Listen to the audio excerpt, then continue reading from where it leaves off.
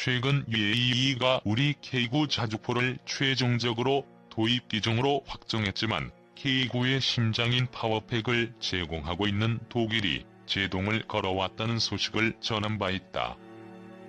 우리가 세계 무기 시장에서 그동안 괄목할 만한 실적을 올리고 있음에도 핵심 부품의 외산 의존에 의한 이러한 우려스러운 사태를 떨치지 못하고 있다. K9와 함께 한화 디펜스가 개발한 K21-105 경전차를 인도에서 도입하려 한다는 소식도 전해지고 있는 가운데 이러한 명품 무기류의 엔진 국산화 가능성을 점검해볼 필요가 있어 보인다. 내가 보기에는 K2 전차의 파워팩을 완전 국산으로 장착하겠다는 것으로 볼 때 독일 등 핵심 부품의 도입선으로부터 우리의 기술력을 과시하고 세계 무기 시장의 슈퍼월들의 장난질에 휩쓸리지 않겠다는 의지를 보여주려는 것으로 해석된다. 여기서 올해 시제기 완성이 예정되어 있는 최초의 국내 개발되는 전투기 KF-X의 수출에 가장 걸림돌이 될 수 있는 제트엔진 기술의 자립도에 대해 알아본다. 현재 우리나라에서 전투기나 민수용 항공기, 헬리콥터 등의 엔진을 생산하는 유일한 기업이 한화에어로스페이스다. 삼성의 항공부문 기업이었던 삼성테크윈을 주식회사 한화가 인수를 하고 여기서 한화에어로스페이스가 분사를 해 항공기 엔진만 전문으로 다루고 있다. 이 회사 관계자의 말에 의하면 당장이라도 고성능의 전투기 엔진 국산화가 가능하다고 말한다. 다만 이 회사는 전세계 군수용, 민수용 항공기 엔진을 과점하고 있는 미국의 P&W, 영국의 롤스로이스와 항공기 엔진의 개발부터 생산, 사후 서비스에 이르는 국제 공동 개발 프로그램 계약을 맺고 엔진 부품 및 모듈 등의 공동 개발 및 생산 공급을 맡고 있다. 그 계약 금액도 엄청나다. 또한 부품의 공급뿐만이 아니라 라이센스 생산과 장정비도 맡고 있는데 이는 이 회사의 기술력을 인정, 이탈리아와 일본 등 이 분야 선두그룹을 다투는 쟁쟁한 나라들의 기업들과 경쟁하여 얻어낸 결과다. 한화에어로스페이스는 F5 제공 후의 엔진부터 KF-16 등의 전투기 엔진 생산 및 장정비도 맡고 있으며 수리온 등 국산 헬기의 엔진도 생산하고 있다. KF-X의 엔진도 이 회사가 만든다. KF-X의 엔진은 미국 F-18 슈퍼호넷 항모 탑재 전투기의 엔진을 더 개량한 것으로서 미국 G사 제품이다. GE는 한화와 RSP를 맺고 있는 주요한 고객사다. 때문에 한화에어로스페이스가 당장 국산화 기술력을 확보하고는 있지만 KF-X만을 위해 국산 엔진을 개발할 경우 그 개발비와 생산 설비 등에 투자한 돈을 회수할 방법이 없고 현재로서는 KF-X의 완전한 성공을 장담하기에 이른 시점인데다 자칫 엔진의 국산화를 시도하면 지금 막대한 매출을 보증하고 있는 주요 고객사들을 경쟁자로 돌려버리고 일감도 잃는 우를 범할 수 있는 등 여러가지 고려사항 때문에 국산화를 안 할 뿐이라 한다. 아마도 KF-X가 성공으로 판정되면 이후 교체용과 후속 기종에 적용될 엔진을 위해 국산 개발이 시작되지 않을까 싶다. 한화에어로스페이스는 이미 직경 1m의 과효율 압축 팬블레이드를 개발했는데 이는 전투기급 엔진에 적용되는 것이다. 또한 국내 중소기업이 제트 엔진에서 가장 중요한 고열 부품의 단결정 특수합금 기술을 개발, 팬블레이드를 생산해 미국의 주요 엔진 회사에 납품하고 있기도 하다. 즉, 제트 엔진의 성능을 좌우할 핵심 부품의 국산화는 이미 다 이뤘다는 것이다. 남은 과제는 고유 모델의 설계 및 제조 시설의 확충 등인데 위에 설명한 이유들 때문에 우리 기업들이 나서고 있지 않을 뿐이라 한다.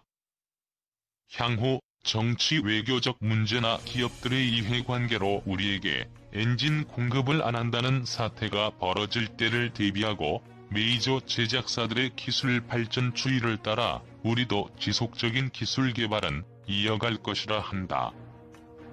경제성 문제보다 안보적 문제가 더 우위에 서고 국가가 결단만 내리면 언제든 국산화는 가능하다고 한다. 한화에어로스페이스, 롤스로이스, GE도 인정한 항공 엔진 강자.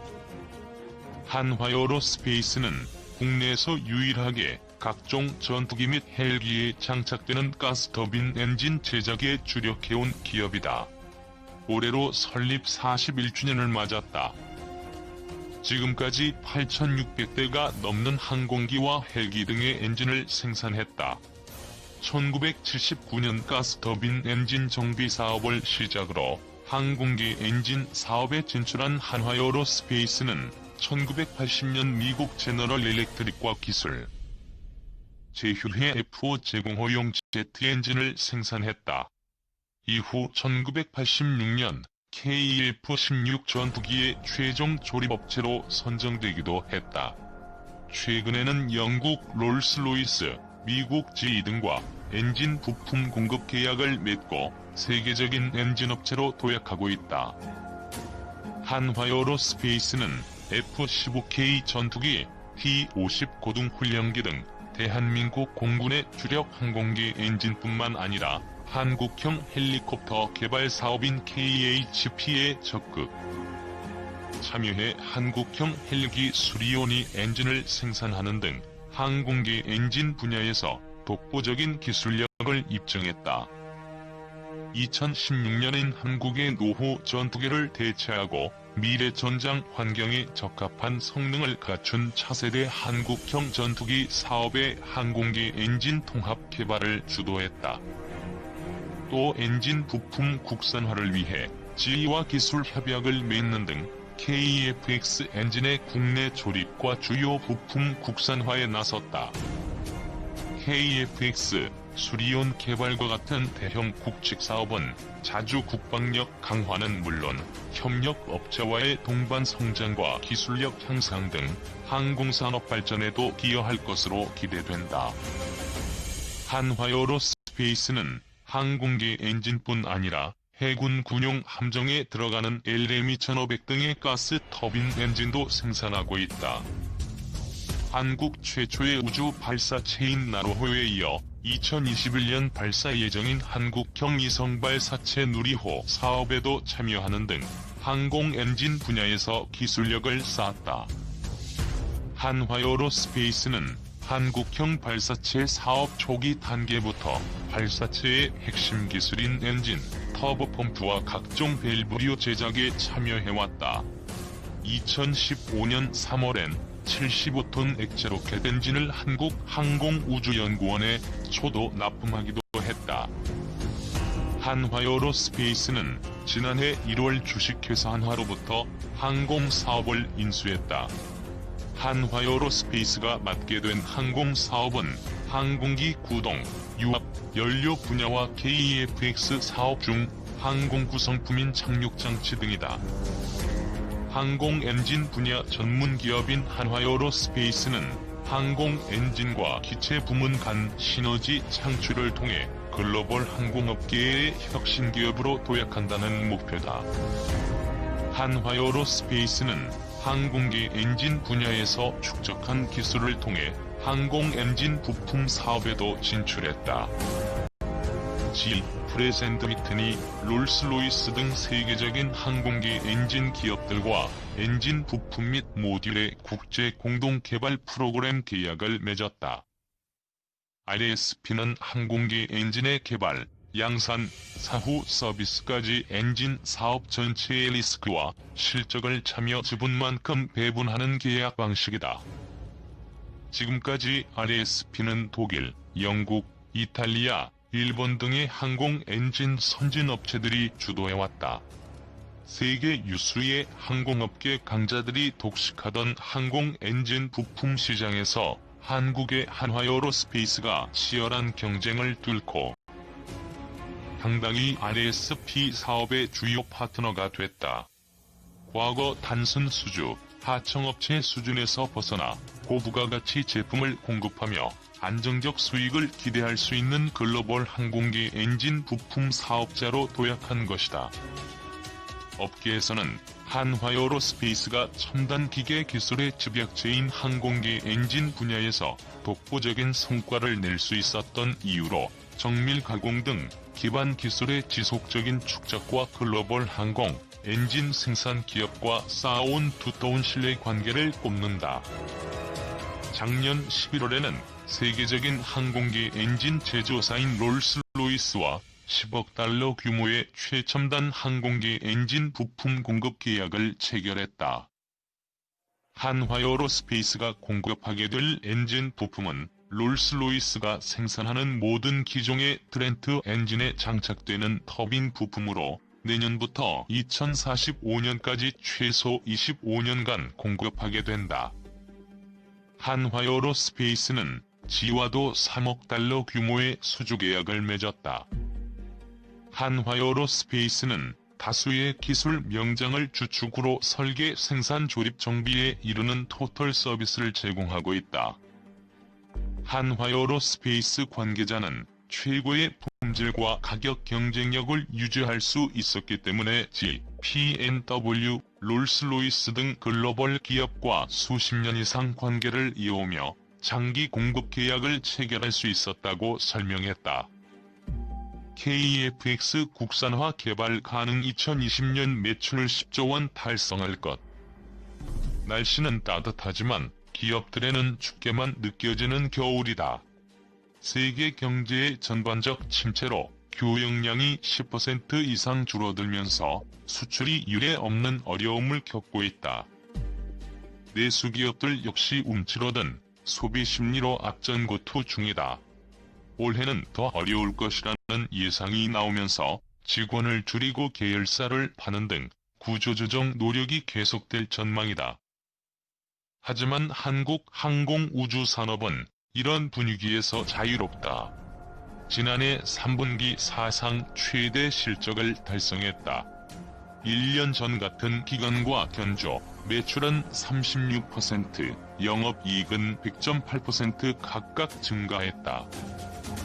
에어버스 A320여 객기의 날개 하부 구조물 같은 민간 항공기 구성품 수출이 호조였던 데다 국산 초음속 훈련기인 T-50의 이라크, 필리핀 수출이 본격화된 덕이다.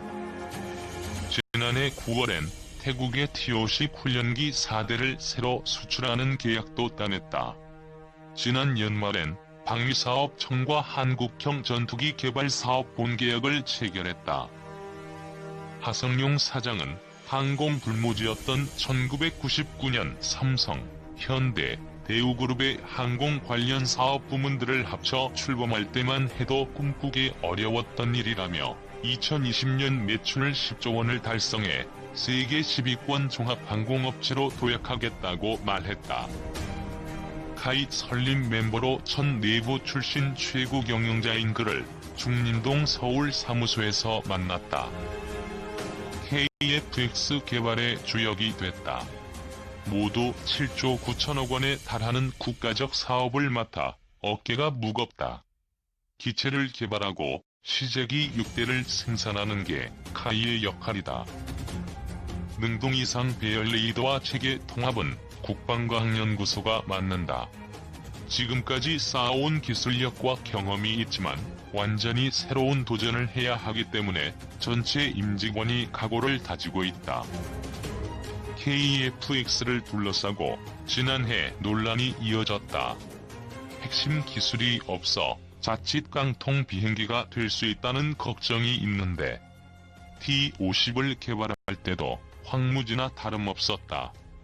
국산화 기술이 전체의 10%도 안 됐다. 사실상 아무것도 없는 상태에서 시작했다.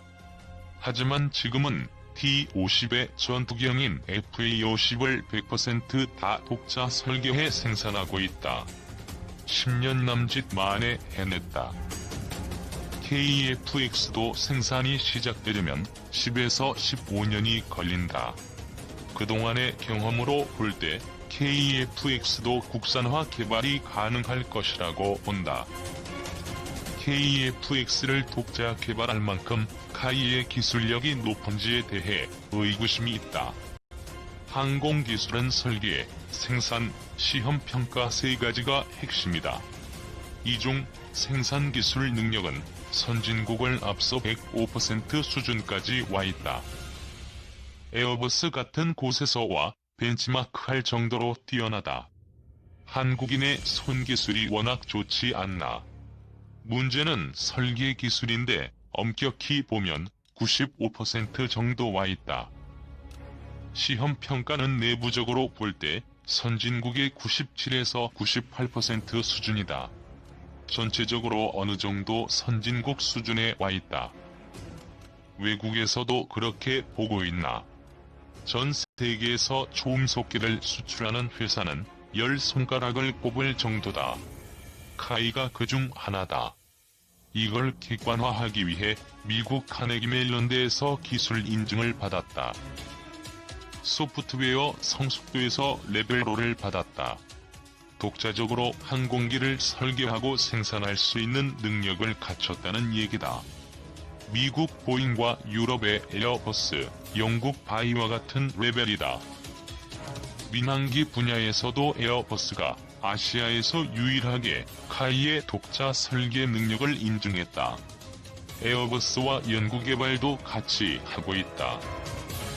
선진국도 인정할 만큼 우리 항공기술이 성숙 단계에 와 있다.